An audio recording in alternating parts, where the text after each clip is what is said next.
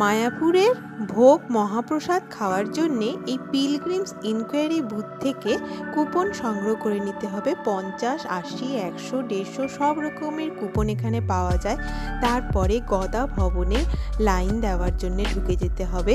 লাইনে দাঁড়িয়ে দুপুর 1টা থেকে 2:30 অবধি কিন্তু এখানে ভোগ খাওয়ানো হয়। লাইনে দাঁড়িয়ে এইভাবে থালা সংগ্রহ করে নিয়ে তারপরে প্রত্যেকটা আইটেম কিন্তু আলাদা আলাদা লোক দাঁড়িয়ে থাকে। এইভাবে যার যেটা পছন্দ সেটা নিয়ে কিন্তু বসে যেতে হয়।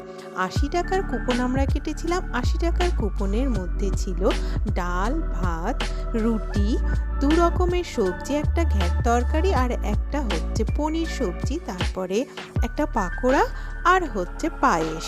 আর এখানে কিন্তু জলও দেওয়া হয়।